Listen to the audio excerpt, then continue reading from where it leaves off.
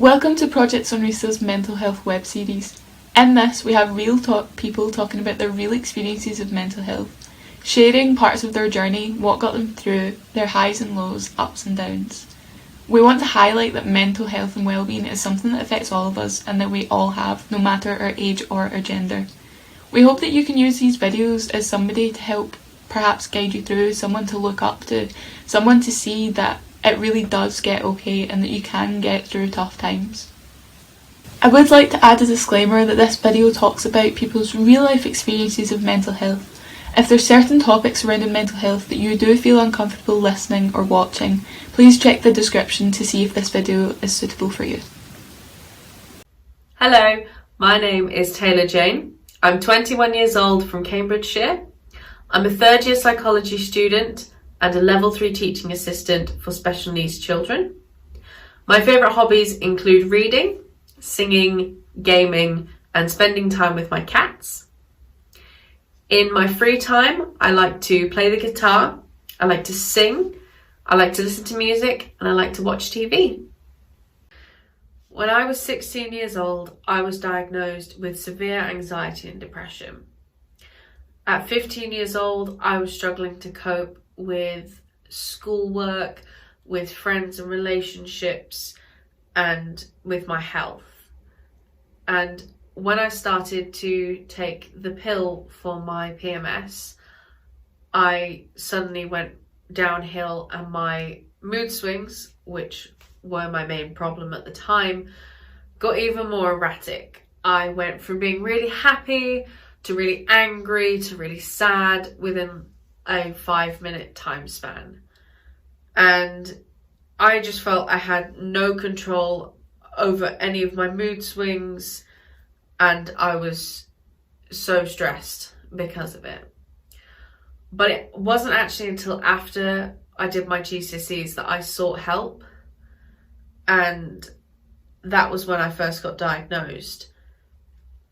And the first thing that the doctors did was offer me antidepressants over therapy, because they said that the therapy was going to take too long to wait for. So I was put on the waiting list, but the antidepressants seemed like the easier option. Within 2 weeks of starting the antidepressants, I felt a lot better and I carried on, but then every so often I would just go straight downhill, and it was difficult because I was so low and I couldn't see a way out. But I never told anyone. I wouldn't talk to my mum or my boyfriend. The only person I might have talked to was my psychology teacher, because there was sort of a common theme there. But it was never anything sort of too in-depth. It was just basically, I don't feel good and I don't know what to do. I'll just wait for the pills to kick in again. But it didn't help that I was the happy friend. I was the one that helped everyone. If they had a problem, they came to me and I helped them with it. So in my mind, it wouldn't look good if the happy friend who's giving you advice is also sad, because I had to be the strong one, or I thought I had to be the strong one for everyone else. So I couldn't be weak at all. So that was incredibly difficult as well, being the strong friend. But I felt that even though I felt out of control, I still had some sort of control over my life.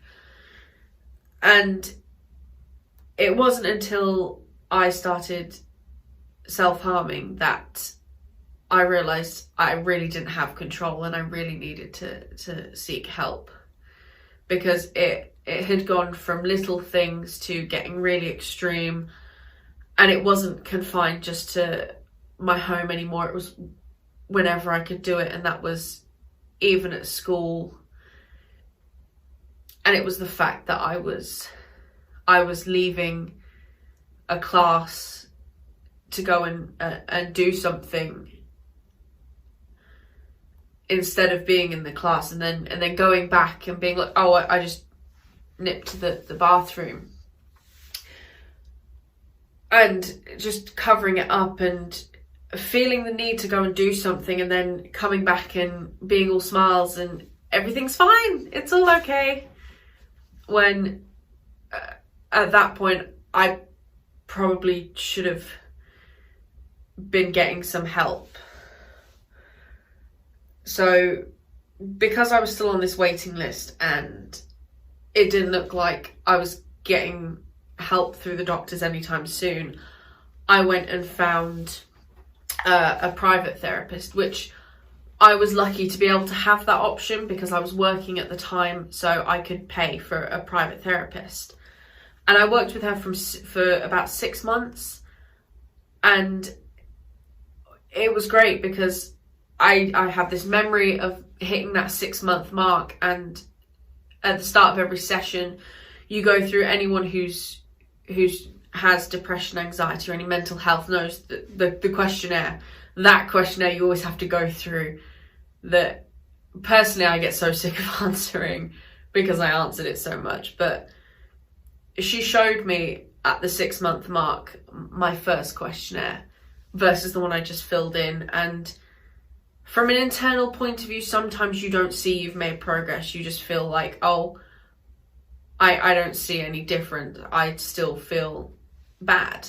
But I looked at this and I went from a really concerning score on that first one to almost a perfect score for someone who wasn't depressed anymore.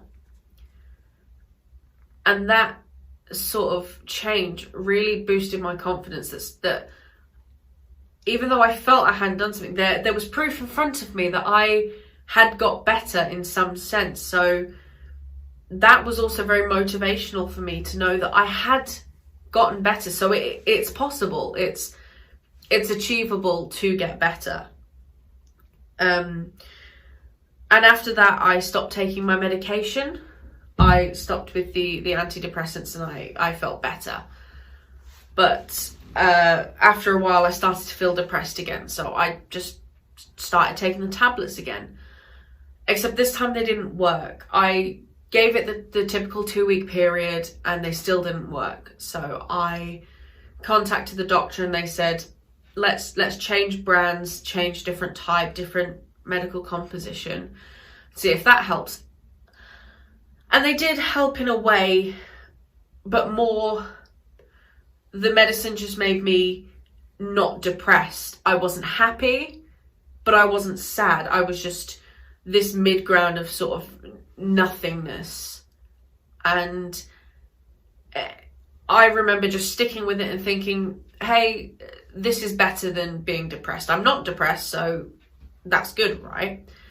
And then I finally got through the doctors to my therapy, and I had 6 sessions with her, and it was really good. But I focused that one more on my anxiety. That was a really big problem at the time. I think I was 18 and it was sort of the end of my A-levels, going into sort of further education. I had work and I didn't know what I wanted to do, and I was just suffering a lot with anxiety and feeling really unsure. And it was nice to have someone to talk to, and she really helped me understand what was going on and sort of how I'm in charge of solving that problem. And when I got to 19 years old in 2019, I finally stopped taking my antidepressants, and I haven't taken any since. And that was a real big milestone for me, to be able to not take them and feel great. I actually found I felt better once I stopped taking them, which I now know is a combination of the medication and also my own mindset. I was in a stronger mindset. I felt a lot better as a person. And even though sometimes I'll still have days where my depression takes over and I feel down and just, I don't know what to do, I know that I'm going to get over this because I am stronger than that darkness and I can keep fighting. And the one thing I always found odd throughout this whole time, my whole journey, was that therapy was not what I thought it was going to be.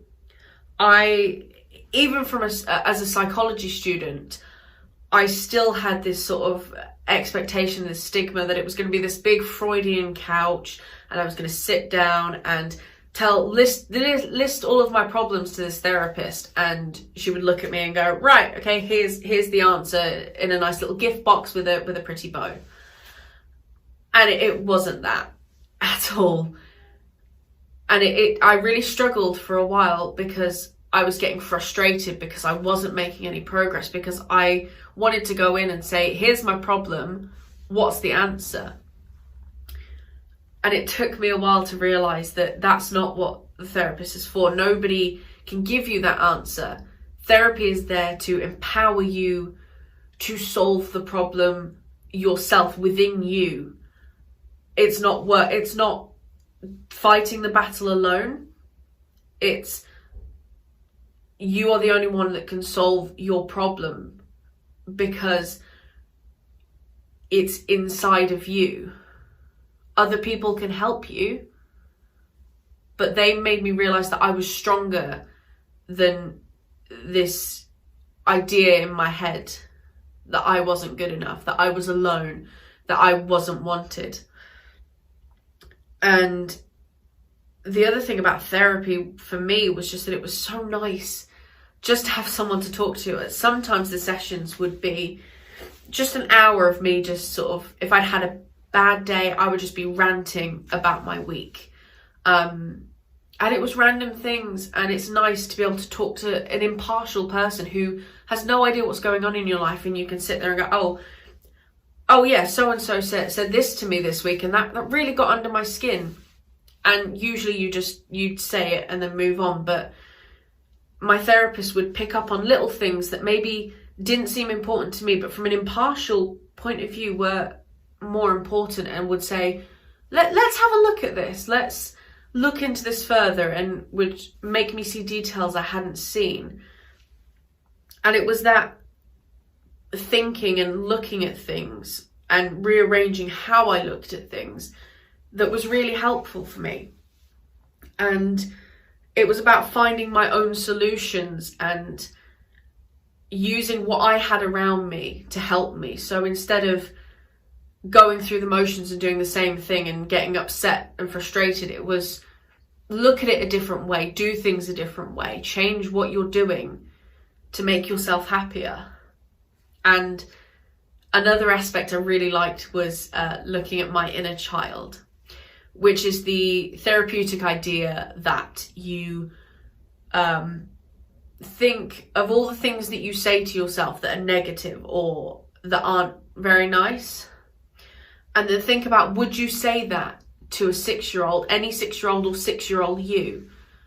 And if you wouldn't, then don't say it. And I think that's really a reason why I went into teaching, especially younger children, is because it's that constant reminder of I should treat myself the way I treat the students I work with.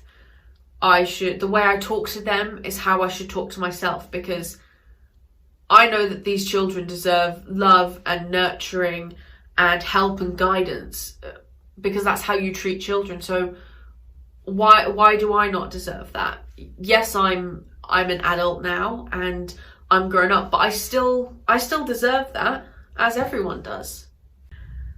I never really talked about my mental health or my journey to any of my friends, and I never know if it was because I was ashamed, especially of the really negative stuff, or I felt like I had to be strong, or I just didn't want the pity or the stigma of attention seeking.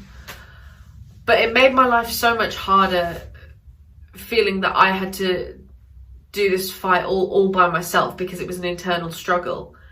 And it's not. And that's one of the reasons why mental health needs to be talked about, so that people don't feel ashamed or scared about something that isn't their fault. It's not something that they did that caused them to feel this way. And it affects people just as much as physical health does. When I was suffering, I felt tired and achy, and the self-harm just made me feel so unwell. And just because you can't see it doesn't make it not real. The same as someone with a broken leg. Just because you can see it, you know that they're sick. Well, you can't see what we're suffering with, but that doesn't make us any less sick than someone with a broken leg. And I am constantly grateful for those that helped me through, my family, my friends, and my therapists who taught me how to be strong and how to fight for myself by reaching out and getting help. Because that's the strongest thing you can do, is to go and get help. And I always remember that when my depression lies to me and tells me that I'm alone, that I'm not. I'm not alone. I have friends and I have family. And remember to always keep fighting, because I am loved and wanted, and I deserve to be here, just like you.